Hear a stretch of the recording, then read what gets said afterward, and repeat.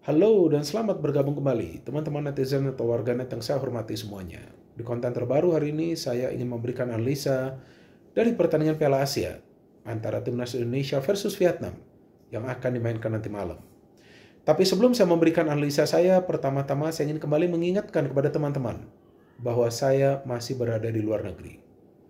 Dan saya akan berada di sini sampai akhir bulan. Jadi, saya belum bisa membuat konten secara reguler, tapi ketika saya punya waktu, maka pasti saya akan membuat konten terbaru dan langsung upload di channel YouTube Triple B. Jadi teman-teman, pertandingan lawan Vietnam ini adalah pertandingan yang maha penting bagi Timnas Indonesia. Kalau gak bisa menang, nah akan sulit untuk bisa lolos dari fase grup. Karena minimal sebuah tim itu harus bisa mendapatkan 3 poin untuk membuka peluang terpilih sebagai salah satu dari 4 tim peringkat ketiga terbaik. Artinya lawan Vietnam ini Indonesia mau tidak mau harus nothing lose, harus seperti pertandingan final, harus keluar menyerang. Gak bisa lagi bermain dengan taktik defend and counter, udah gak bisa. Ini momennya bagi Indonesia untuk menunjukkan kemampuan terbaik. Memang resikonya besar, karena Vietnam juga bukan merupakan tim yang lemah. Ya kan teman-teman, Vietnam juga tim yang kuat, apalagi lawan Jepang tuh. Oke, mereka kalah dengan skor 4-2, tapi mainnya gila juga loh Vietnam. Mereka berani keluar menyerang, mereka bisa melakukan pressing di tengah yang kuat. Sehingga para pemain Jepang juga gak bisa leluasa menguasai bola. Walaupun Jepang tampak superior lah, para pemain mereka percaya diri, mereka bermain dengan tenang, tapi agresivitas dari para pemain Vietnam tuh gila juga. Lincah banget para pemain mereka. Dan sebetulnya Indonesia juga permainannya gak buruk kan lawan Irak. Mainnya bagus, lincah, agresif. Babak kedua memang agak menurun sedikit, tapi kemudian masih bisa melakukan counter press. Tapi babak pertama itu yang sebetulnya bagus Indonesia mainnya. Gak takut ya kan keluar menyerang. Ketika ada peluang untuk melakukan counter attack. Cuma masalahnya Indonesia bermain dengan banyak pemain yang bernaluri, bertahan. Gimana caranya mau menyusun serangan yang efektif? Maka itu gak tampak susunan penyerangan dari Indonesia ini efektif sehingga mereka tidak bisa menciptakan banyak peluang. Nah, lawan Vietnam ini yang saya berharap para pemain Indonesia bermain kompak, padat di tengah, tapi ketika menyerang ini harus sporadis, harus Spartan. Bagaimana caranya Spartan? Jangan menyerang hanya dari sayap, nyerang juga dari tengah. Maka itu saya berharap Sintayong akan menurunkan pemain-pemain yang kreatif di lini tengah untuk bisa menjadi penghubung ke lini depan. Dan lini depan ini juga sebetulnya adalah kelemahan kita. Karena kita gak punya striker yang bisa mencetak banyak gol atau finisher. Di pertandingan lawan Irak, Rafael Struijk main dari awal. Nah, itu yang sangat saya sayangkan gitu. Karena Struijk ini bukan artinya jelek. Dia adalah pemain yang biasa turun ke second line. Kita perlu striker yang menunggu, mencari ruang di depan. Agar ketika ada bola masuk, nah bisa mendapatkan peluang untuk mencetak gol. Tapi bagusnya kan Marcelino mainnya keren tuh. Marcelino bisa mencetak 1 gol kan, coming from behind tuh istilahnya. Nah memang kita harapkan ada pemain-pemain lain bisa mencetak gol, tapi kalau kita gak punya striker yang predator, akan sulit bagi Indonesia untuk menang lawan Vietnam.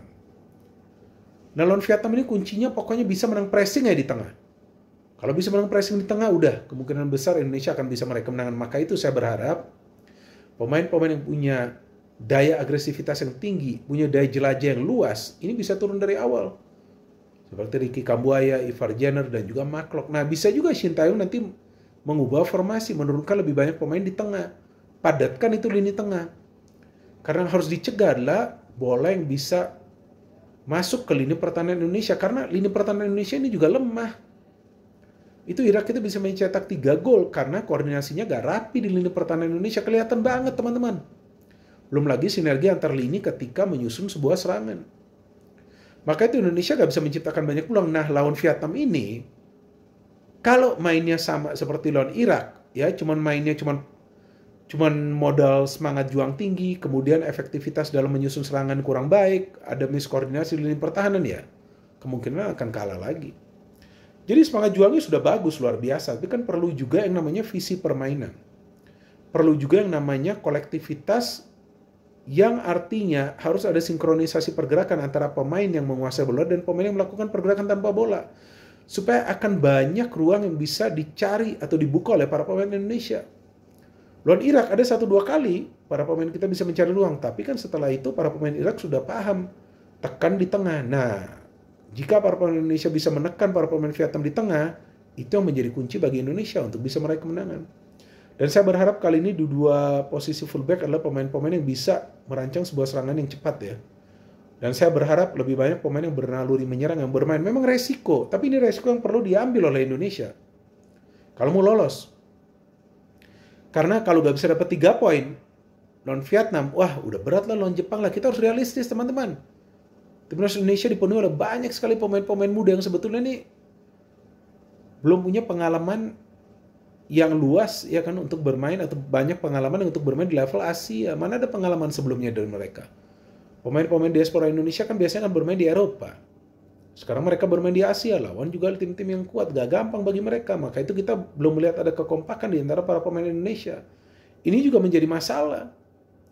Nantinya kembali lagi kepada pelatih, harus membuat para pemain nyaman. Seperti apa? Harus ada strategi permainan. Kayak apa strateginya? Kalau mau menyerang, nah cara main menyerangnya itu seperti apa? Mid press atau juga high press. Nah Jepang itu bermain dengan garis pertahanan yang tinggi, itu yang menyulitkan para pemain Vietnam untuk berkembang. Maka itu Vietnam hanya bisa mencetak gol dari situasi bola mati. 2 gol itu mereka itu dari situasi bola mati, karena dari open play mereka sulit menciptakan peluang. Tapi memang kecepatan dari para pemain Vietnam ini luar biasa, apalagi ketika mereka membangun transisi atau counter attack. Nah bukan tidak mungkin Vietnam akan memilih menunggu kemudian main counter. Karena Indonesia punya kelemahan itu di lini pertahanan. Itu sudah jelas lawan Irak. Kelemahan itu berada di lini pertahanan karena koordinasi yang tidak rapi. Karena komunikasi yang tidak jalan di antara para pemain. Nggak ngerti kenapa. Padahal kipernya sudah bagus, Hernando Ari kan. Nah artinya lini pertahanan kita harus solid. Pressing kita harus tinggi kalau bisa. Ya ini kan sudut pandang saya ya. Tentu dari pelatih, dari Sintayong akan beda. Tapi sudut pandang saya, kalau pressingnya tinggi, tutup ruang di tengah, tekan mereka ke belakang. Nah, Indonesia punya peluang untuk meraih kemenangan, teman-teman. Memang banyak yang pesimis, ya. Tapi saya pikir gak ada salahnya juga kita tetap mendukung dan kita juga berdoa sambil berharap timnas Indonesia bisa meraih kemenangan lawan Vietnam. Kalau menang, Indonesia punya peluang untuk lolos sebagai salah satu dari 4 tim peringkat ketiga terbaik. Karena ya minimal harus ada 3 poin untuk bisa membuka peluang untuk lolos ke babak selanjutnya. Nah ini yang penting nih sekarang di depan juga, target main ini harus jelas. Rafael Struijk main tapi lebih banyak turun menjemput bola. Harusnya ada pemain yang pintar mencari ruang di depan, pintar menciptakan kepanikan di ruang pertahanan tim lawan. Nah saya harap nanti pemain seperti Dimas Derajat bisa dimainkan dari awal, tapi support dari second line ini harus bagus. Dari mana? Bukan cuma dari sayap, tapi juga dari lini tengah. Lini tengah ini harus kreatif. Kalau lini tengah kita gak kreatif, pasti nanti mandek deh, pasti deadlock. Biasanya begitu deh permainan dari Indonesia. Nah maka itu saya berharap pemain-pemain yang punya daya jelajah yang luas seperti Mark Ricky Kambuaya bisa juga dimainkan dari awal. Cuman problemnya kembali ke formasi. Formasinya mau seperti apa dari Sintayong? Mau main 3-4-3 atau mau main 4-3-3? Atau mungkin mau main 4-5-1? Bisa juga 4-5-1, gak apa-apa. Padetin aja tuh lini tengah. Jangan kasih para pemain Vietnam bergerak dari tengah. Jangan sampai bola itu masuk ke ruang pertahanan Indonesia. Kalau kita bisa press seperti itu, maka kemungkinan besar Indonesia akan meraih kemenangan. Nah, banyak dari teman-teman yang menanyakan saya, peluangnya seperti apa? Kalau menurut saya peluangnya di pertandingan ini 50-50. Vietnam juga gak akan gampang mengalahkan Indonesia, walaupun tampaknya mereka meremehkan kita. Gak masalah kita diremehkan.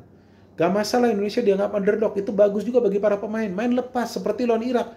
Main lepas, cuma harus main secara taktis. Artinya para pemain harus bisa kompak di atas lapangan. Harus main dengan visi permainan. Jangan sampai modal semangat doang, nggak akan cukup. Apalagi lawan tim seperti Vietnam sekarang ini, yang mainnya akan menggila nih, karena Vietnam juga perlu 3 poin tersebut. Ini pasti seru nih pertandingan nanti malam. Nah, kalau menurut saya teman-teman, kuncinya bagi para pemain timnas Indonesia main tenang. Jangan tergesa-gesa, jangan terburu-buru, atur itu tempo. Kan saya sudah jelaskan tuh, di konten sebelumnya, harus ada yang bisa mengatur tempo. Mengatur tempo, mau main high tempo, turunin lagi temponya, pancing para pemain Vietnam keluar dari posisi mereka, hajar mereka balik dengan transisi yang cepat. Karena Indonesia punya pemain-pemain muda yang punya kecepatan. Harus memanfaatkan kecepatan dari para pemain muda. Jadi kalau dari saya teman-teman, persentasenya adalah 50-50. Indonesia punya peluang yang sama seperti Vietnam untuk meraih kemenangan. Dan tentu kita berharap bahwa Indonesia bisa meraih kemenangan teman-teman. Kuncinya selain juga ketenangan adalah kemampuan untuk mengambil keputusan secara cepat. Jadi timing untuk mengambil keputusan itu sangat krusial. Artinya ketika sudah berada di tepi kotak penalti, jangan juga selalu memikir untuk mengoper bola. Kalau bisa shooting, shooting saja. Bisa saja nanti gol kan. Itu kuncinya, pengambilan keputusan dalam timing yang tepat. Selain itu juga adalah ketenangan. Jadi inilah dua kunci bagi Timnas Indonesia. Dan saya berharap bahwa pemain-pemain yang sudah matang, ya, pemain-pemain yang memang sudah punya kepercayaan diri yang tinggi, dimainkan dari awal. Sandy Walsh bagus, Ivar Jenner bagus. Nah, mereka perlu bermain dari awal. Tapi tentu kembali lagi kepada Sintayong. Dan saya berharap kali ini akan lebih banyak pemain yang bernaluri menyerang yang turun. Karena Indonesia perlu 3 poin. Gak akan efisien juga untuk main bertahan dan counter. Gak bisa juga. Ini sekarang sudah harus all out. Seperti final ini. Resikonya besar, tapi ini resiko yang perlu diambil. Kalau Indonesia mau lolos ke babak selanjutnya, kalau mau meraih kemenangan lawan Vietnam. Kalau Indonesia berani bermain terbuka, Indonesia berani press Vietnam, main dengan ketenangan, tentu kemungkinan besar Indonesia akan bisa meraih kemenangan, teman-teman. Jadi kita tunggu saja pertandingan nanti malam. Sebagai pemain ke-12, kita tetap memberikan support dan berharap Timnas Indonesia bisa meraih 3 poin yang sangat amat krusial ini. No hate, no politics, only football. Salam sepak bola.